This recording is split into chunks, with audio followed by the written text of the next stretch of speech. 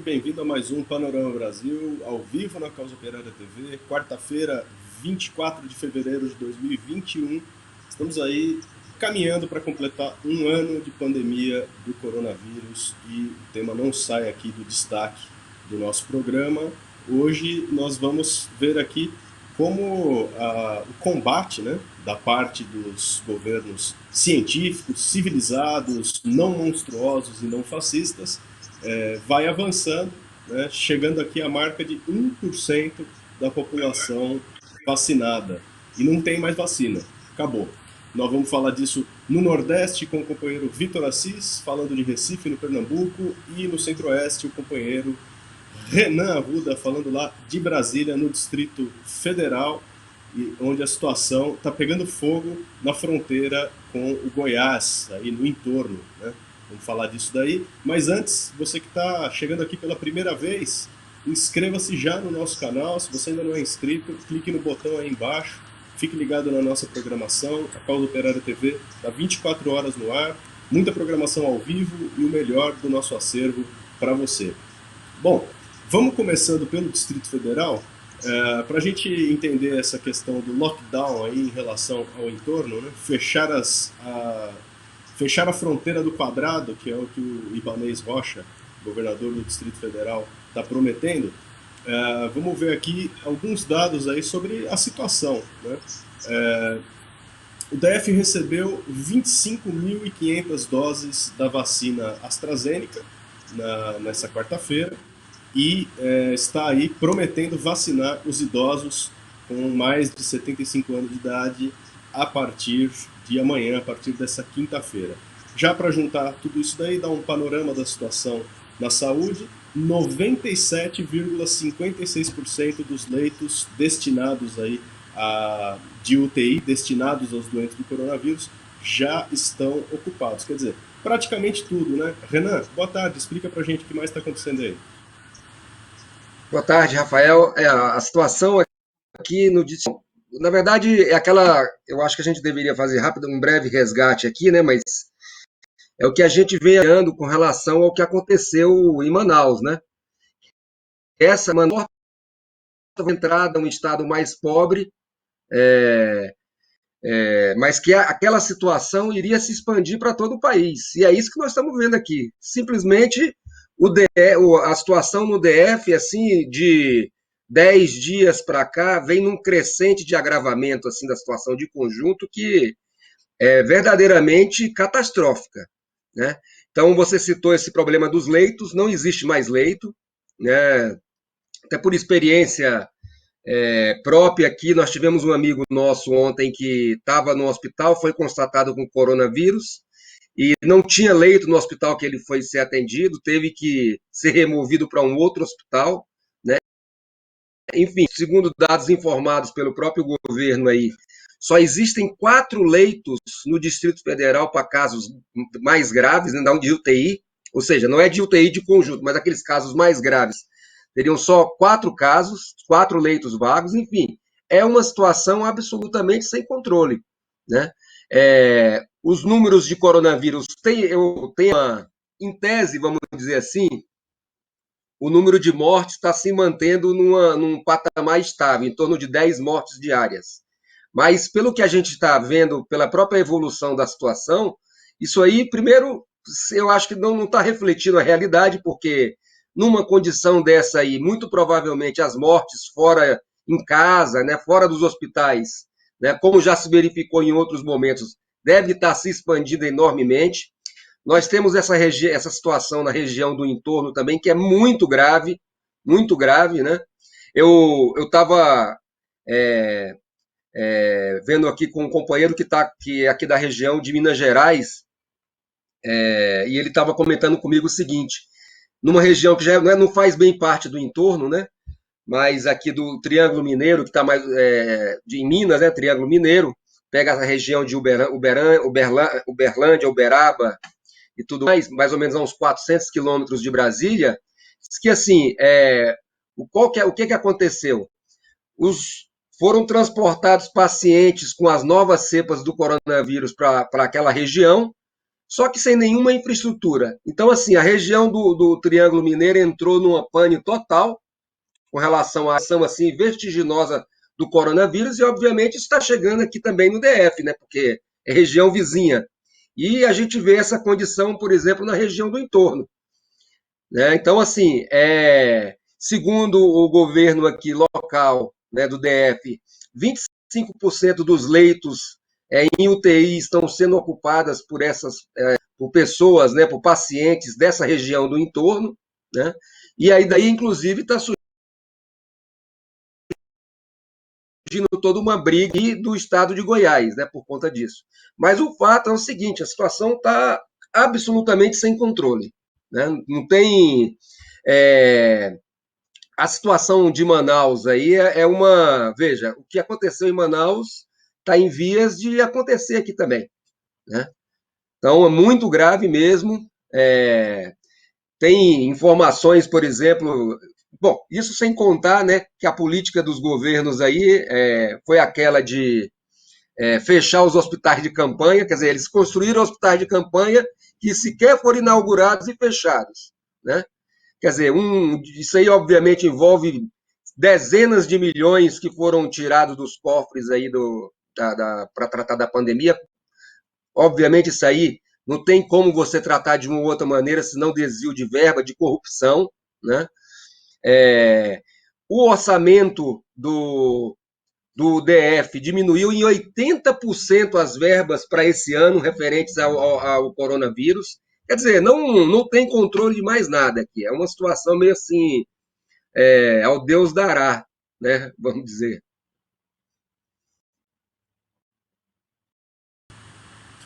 Ok. Bem, já para a gente entrar então, né, na situação do Distrito Federal, eu quero dar os detalhes, porque diante dessa situação de calamidade total, as cidades do entorno, a população do entorno, que aí oficialmente, né, pertence ao Goiás, mas depende, trabalha, vive, né, a sua vida no Distrito Federal.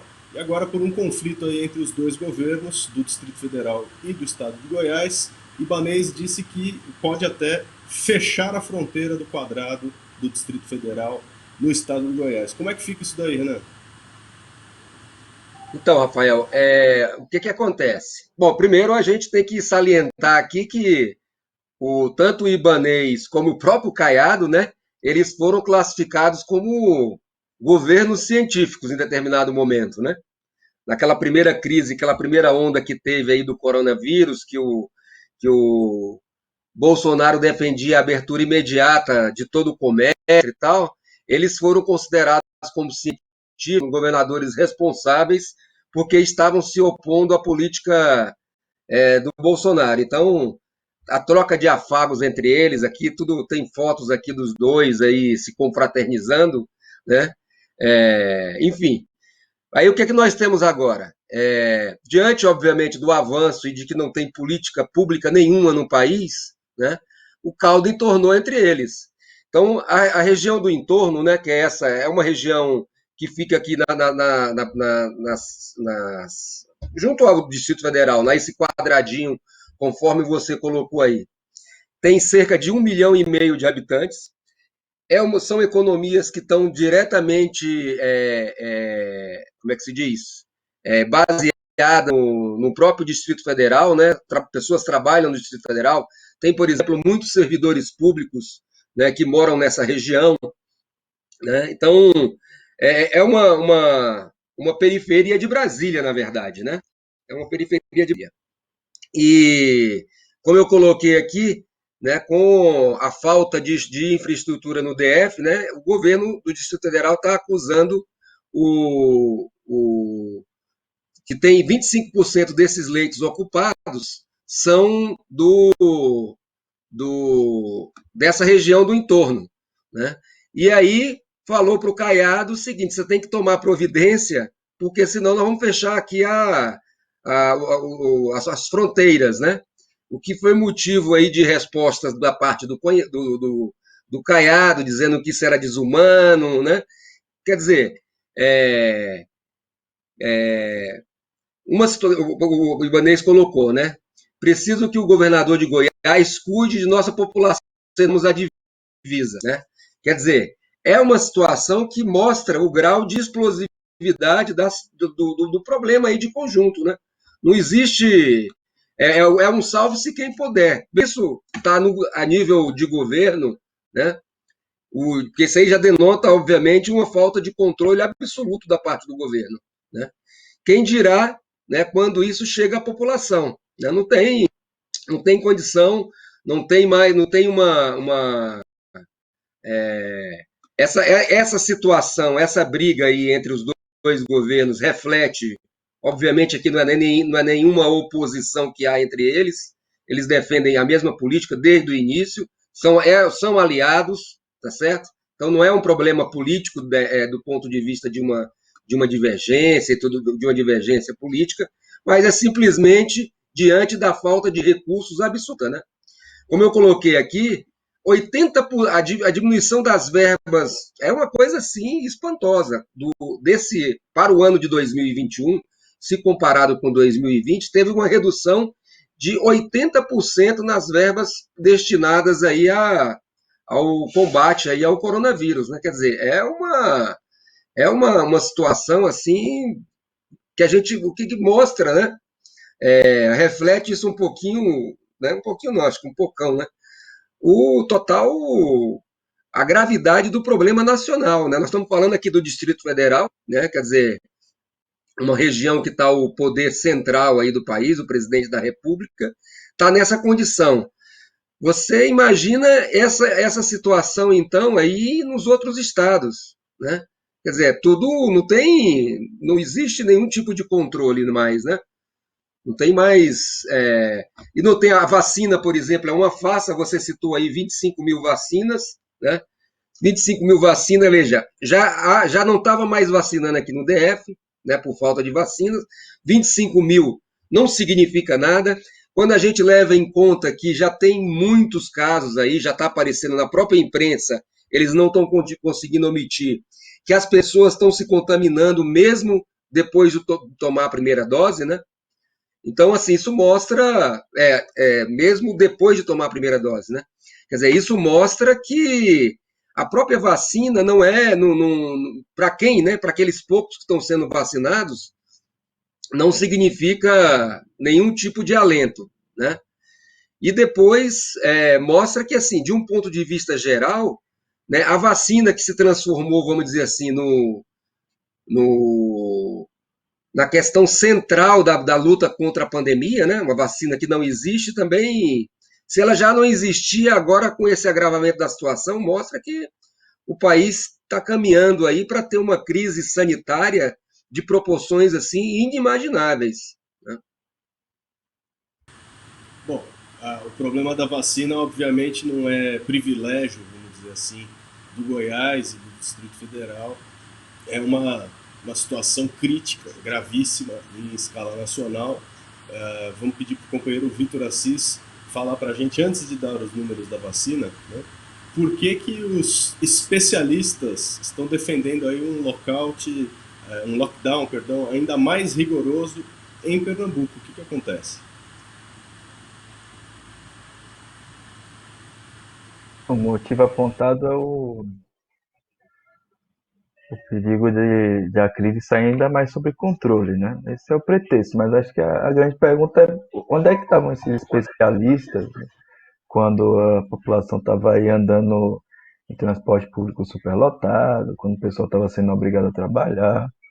Onde é que estavam esses especialistas que eu não vi especialista nenhum sendo ouvido pelo governo de Pernambuco, sendo convidado pela Folha de Pernambuco, pela imprensa em geral, para falar quando o governo está promovendo a volta às aulas.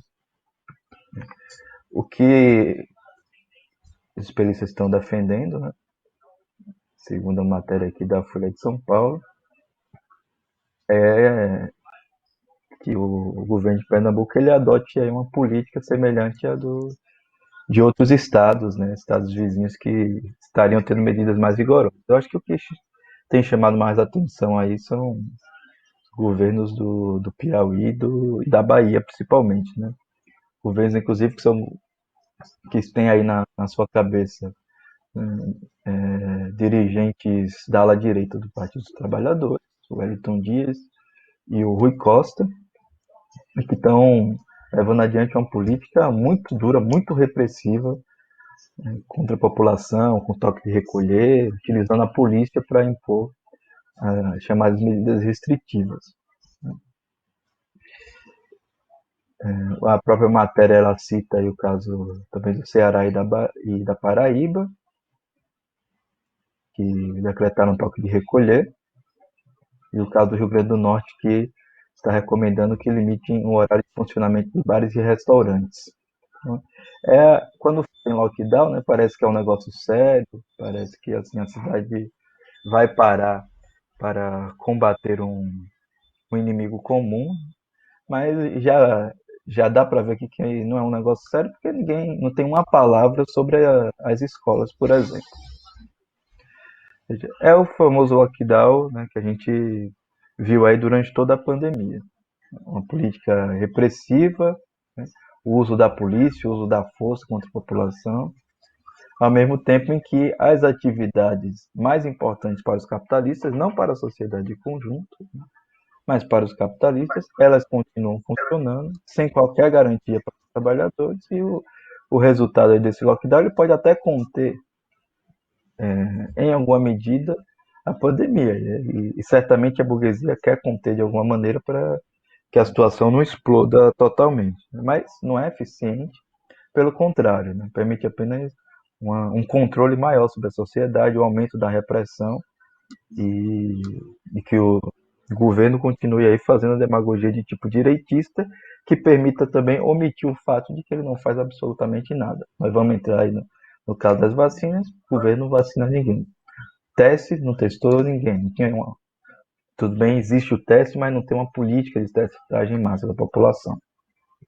Hospitais também não foram construídos, né? Então tudo aí caindo aos pedaços. Os números oficiais não falam que 100% das UTIs estariam lotadas, mas o fato é que os hospitais eles estão sobrecarregados, né? As pessoas que estão com outras doenças estão em ainda mais dificuldade de serem atendidas, é um caos total, não existe ação do Estado, esse lockdown aí somente é pura demagogia para esconder que os golpistas não vão fazer nada, vão deixar o povo morrendo. Bom, além da morte iminente aí, né? Milhares de pessoas, aí há a discussão justamente sobre a volta às aulas em Pernambuco, né? O governo descobriu que não tem condição para voltar às aulas. E a esquerda quer a volta às aulas e acrescenta isso daí algo fantástico, né? A luta contra a gordofobia. Em plena pandemia, Vitor, que é isso, hein? Aí, começando pela gordofobia, né, que é o momento bizarro do debate, isso aí é uma iniciativa do PCdoB. Né, e daqui a pouquinho a gente vai explicar por que é uma iniciativa do PCdoB. Primeiro sobre a volta às aulas. Né? Pernambuco, como qualquer outro estado, está levando adiante uma política criminosa de reabrir as escolas. No âmbito privado, né, com maior desenvoltura, maior rapidez, mas também no âmbito público. E aí o governo de Pernambuco, né, que se empenhou aí bastante na volta às aulas, cedeu a todo tipo de chantagem dos capitalistas das escolas privadas e tal. Ele anunciou nessa terça-feira a suspensão do retorno das aulas presenciais na rede de ensino municipal, em todas as 184 cidades do estado. A proibição ela se dá por causa do avanço de casos de coronavírus e da alta ocupação de leitos em hospitais. O que a gente tem que ver primeiro é assim, se o motivo é esse, não era óbvio? Não era óbvio que voltar às aulas ia aumentar a quantidade de casos, ia aumentar a taxa de ocupação? Aí o governo poderia dizer o seguinte, não, o problema é que a gente não esperava que fosse ter um aumento geral da sociedade, mas esse aumento geral também estava claro. É porque a imprensa não fala, a imprensa omite, mas tá morrendo 1.000 pessoas por dia. Inclusive, a média móvel, ou seja, a média de pessoas morrendo por dia calculada durante uma semana, ela foi a maior de toda a pandemia há pouco tempo. Ou seja, nós não estamos passando por momento, nós nunca passamos por um momento tão ruim como esse, com a nossa pandemia. Então, se aparecer aí como espantado, não sabia que seria assim, então é tudo uma palhaçada, né? É um escárnio aí com a cara da população. Tava óbvio. E na verdade não é questão surpresa, aqui a situação está muito, muito, muito ruim. Né? Talvez pior do que eles esperassem, ou não é nem que esperassem outra coisa, tinha que abrir as escolas de todo jeito, tinha que dar uma satisfação dos capitalistas, e agora estou dando algum tipo de recuo aí para depois avançar na política de matar a população. Aí uma outra coisa, né, que chama atenção, que obviamente abrir as escolas, isso aí é uma política criminosa para os estudantes. Né? Mas aí qual que é a ideia genial do governador Paulo Câmara? Fechar as escolas públicas e manter as escolas privadas. Né? Tudo bem, não, a criança que vai para a escola privada não é nenhuma privilegiada, né? Vai ter o privilégio de ser contaminado pelo coronavírus, mas isso aí só vai aprofundar ainda mais o desastre que é a educação pública. Está, inclusive, dando uma solução para a classe média, para os filhos da burguesia. Né? Mantém aí funcionando as escolas privadas e as escolas públicas que já não funcionavam, que já não tinham aula à distância, né? Os estudantes vão ter agora um bom pretexto para a gente não dar nenhum tipo de assistência a eles. Aí a gente entra aí no caso do PCdoB. Né? O PCdoB em São Paulo está fazendo campanha aberta pela volta às aulas. Ou seja, o que está acontecendo em Pernambuco, que agora está voltando atrás, né? O que já aconteceu em Manaus e várias outras cidades, vários outros estados que viram na prática que a volta às aulas era um desastre. O PCdoB está querendo seguir em frente, dizendo, não, que é isso, vamos voltar às aulas de todo jeito. Inclusive organizações estudantis ligadas ao PCdoB. Em Pernambuco não existe essa campanha assim tão descarada, até porque não há uma máquina tão poderosa quanto a do PCdoB de São Paulo, não há uma atuação tão ampla. Mas, um pequeno detalhe, o PCdoB apoia de corpo e alma o governo de Pernambuco. O PCdoB atualmente ocupa o cargo de vice-governadoria do estado. A presidente nacional do PCdoB é vice-governadora do PSB. O PCdoB apoiou a candidatura de João Campos em Recife, atual prefeito, inclusive contra o PT. Ou seja, é um apoiador de primeira linha do governo de Pernambuco. Portanto, nós temos que colocar aqui claramente, é um apoiador da política de volta às aulas, é um apoiador da política de abertura da economia, que é o que está acontecendo aí. E aí o que aparece agora é que o PCdoB, né, mais precisamente a Cida Pedrosa, né, que é um quadro, inclusive, que nem é da ala mais direitista do PCdoB, mas de qualquer maneira que se juntou aí com o PSB e tudo nas últimas eleições. Se elegeu recentemente vereador e está propondo 3 de lei de combate à gordofobia no município. Né? 2 deles sobre a acessibilidade de pessoas gordas nas escolas e hospitais, e um instituindo o Dia Municipal de Luta contra a Gordofobia. Né?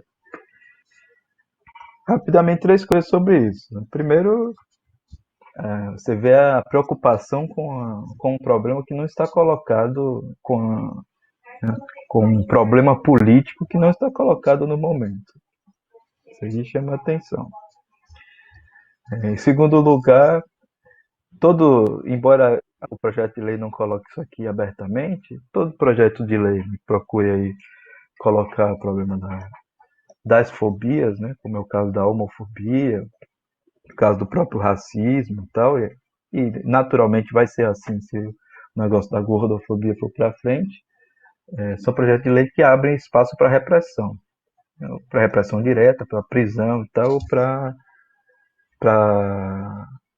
para intimidação do Estado aí por meio de multas, né, meio de medidas que permitam esmagar ainda mais os seus adversários, as pessoas às quais o Estado decide perseguir. E por último, que eu acho que é mais significativo aqui, até porque essa concepção do Estado talvez nem seja muito consciente por parte da vereadora, mas essa última questão certamente é consciente. Trata-se de um fato, trata-se de uma tentativa de jogar para a plateia, né, de mostrar que o PCdoB ele tem uma preocupação com a sociedade, tem projetos para a sociedade, está discutindo questões importantes para a sociedade, quando isso daí é uma mentira total. As questões mais importantes nesse momento, elas não estão sendo discutidas pelo PCdoB. Ou pior, estão sendo o PCdoB tem uma política aberta, né, em favor dos capitalistas e não dos trabalhadores. O PCdoB está ao lado da volta às aulas, está ao lado da reabertura da economia, está ao lado do governo Paulo Câmara, né, esteve ao lado nas eleições de 2020 dos golpistas, porque a candidatura de João Campos é a candidatura oficial da direita golpista, e por aí vai. O PCdoB é o partido da política de frente ampla para arrastar toda a esquerda para o buraco aí da aliança com a burguesia. Né? Vamos acompanhando essa situação, você que acompanha o Panorama Brasil, sabe que a gente vê aqui as manobras, as idas e vindas dos governos estaduais em todas as regiões do país, e o Nordeste sempre dá aí a oportunidade da gente ver, né, o quão direitistas são os governadores de esquerda, né, uma ala aí da política de colaboração com a burguesia que se aprofunda na política de frente ampla.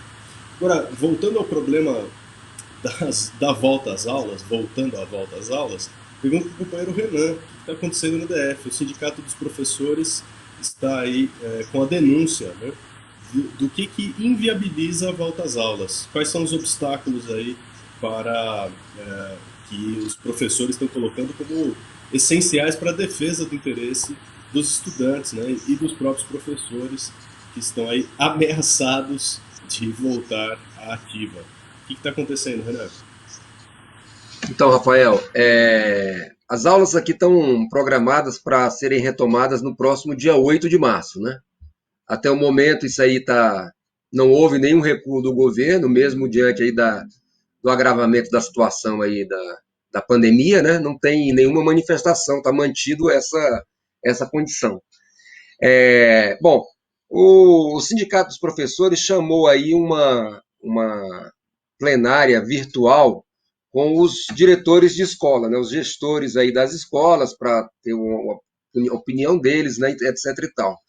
E, obviamente, né, como é assim, é quase, eu diria, nem sei se tem alguém que defenda a volta às aulas, talvez menos o PCdoB aí, né, mas enfim. É, a posição dos diretores é que não há condição de estrutura, de infraestrutura nas escolas nenhuma para que isso seja retomado, né? Obviamente, vacina, né? Porque uma das promessas aí que surgiu no meio né, desse debate sobre a volta às aulas era a questão de vacinar os professores, né? A comunidade escolar não, os professores e funcionários, etc e tal. Bom, nem precisa dizer que não tem vacina nem para as pessoas aí que têm 80 anos, quem dirá ter vacina para professor, né? Então, essa aí não é. Então, obviamente foi descartado, né? Não tem. É uma situação absolutamente sem perspectiva, né? Essa da vacinação. Bom, eu acho que o que chama atenção, eu acho que tem um problema que não diz respeito só aos professores, eu diria que tem a ver com professores também, até porque se a gente for fazer, por exemplo, um cálculo assim, sei lá, por baixo, daria para dizer que 150 milhões de pessoas no país, ou seja, sei lá, quase 75% da população brasileira, de alguma maneira tem relações aí com as escolas, né?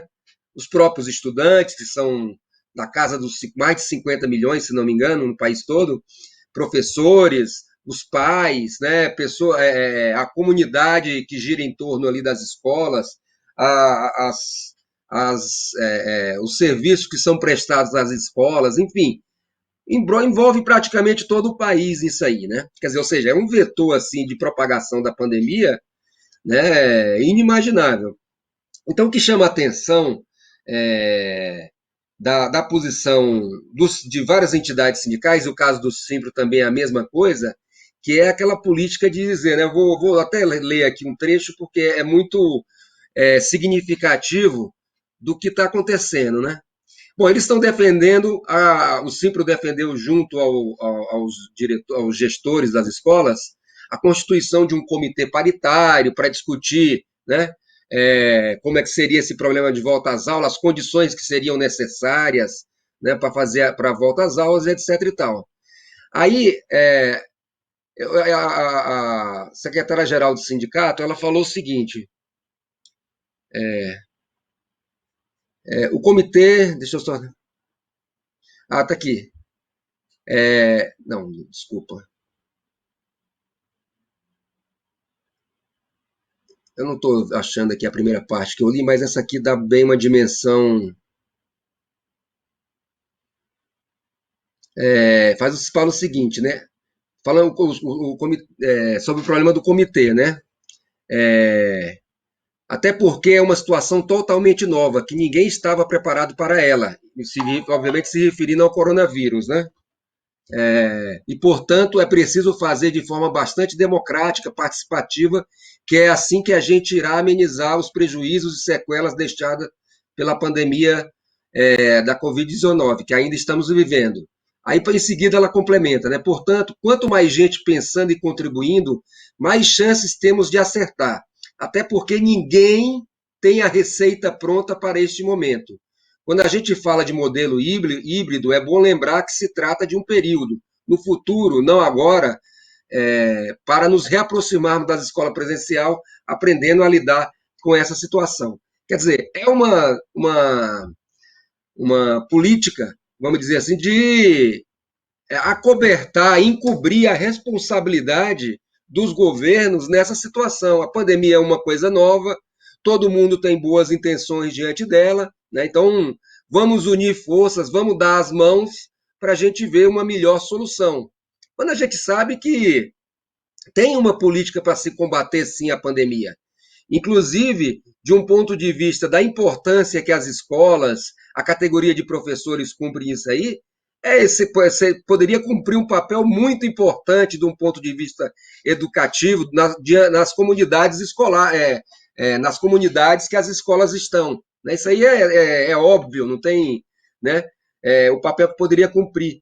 Mas isso só pode ser cumprido se você tiver uma política de fato de confrontar com o governo, não uma política de achar que o governo vai resolver ou teria interesse em resolver alguma coisa, né? Quer dizer, é justamente o oposto. Para a gente combater o coronavírus, a gente tem que combater o governo. Não adianta a gente querer combater o coronavírus se o governo está fazendo o que ele quer fazer, né?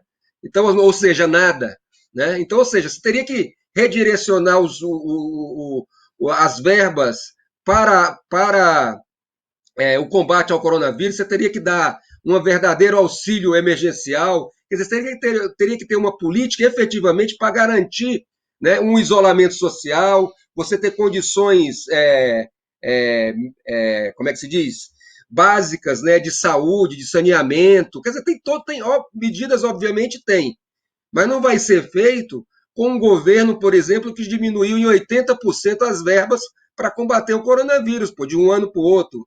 Né? Quer dizer, ou seja, você teria que ter uma posição de confronto, preparar a greve, buscar uma unidade nacional dos professores, né? E não buscar uma saída conciliatória com o governo que está aí levando as pessoas à morte.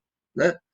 Eu acho que esse que é o problema central que está colocado nessa questão aí da volta às aulas. Tá certo, obrigado, Renan. Agora, Vitor, para a gente encerrar, o grande problema aqui, destaque do nosso programa hoje, né? Chegaram aí 82 mil vacinas, elas vêm aí aos milhares, no máximo às dezenas de milhares pelo país inteiro. E agora, né, tá fácil, só falta vacinar aí 99% da população. Como se esse 1% estivesse, né, vacinado como se deve, né, com as duas doses, com tudo que se deveria esperar aí da vacinação. Bom, tá fácil então, Vitor? É só 99%?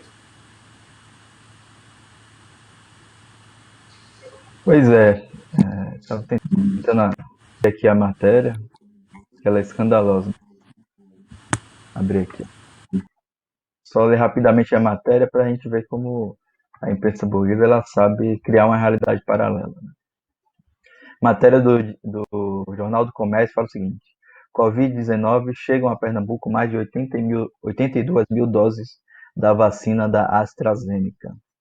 Anúncio foi feito pelo secretário de Saúde de Pernambuco, André Longo, em entrevista ao Passando a Limpo na Rádio Jornal.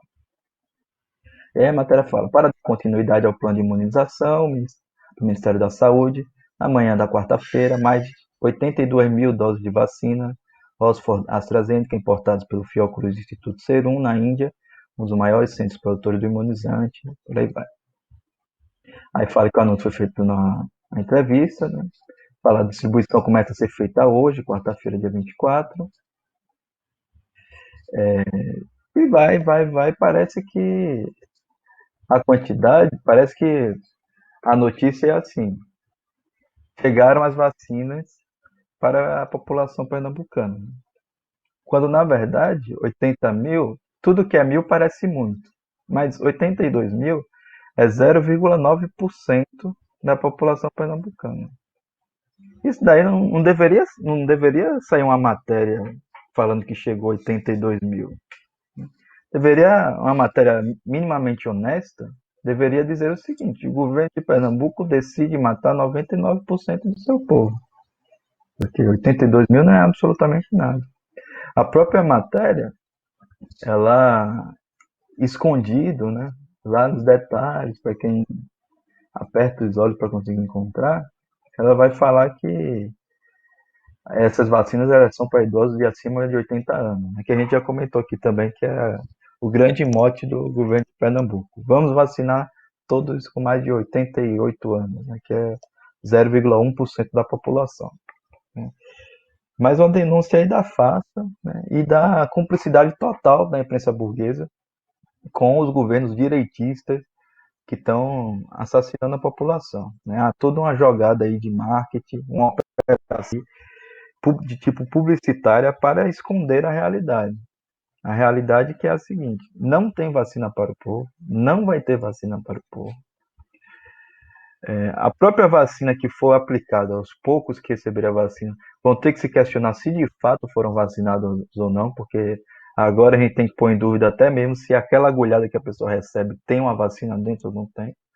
Sem contar, né, todos os outros problemas aí de variantes do vírus, né, o próprio terrorismo da ONU, né, de que podem vir outras pandemias, etc. É uma situação muito complicada, muito dramática, muito séria. Por isso que a gente aponta aqui, você, diante de uma situação dessa, vir falar de projeto de lei contra a gordofobia é uma palhaçada, é um desprezo com a população está vivendo. A única maneira de você impedir isso daí é por meio da mobilização dos trabalhadores para tomar conta, né, de todo o processo da pandemia, levantando reivindicações que permitam, né, que o controle da pandemia passe pelos interesses do povo e não dos capitalistas. É isso aí.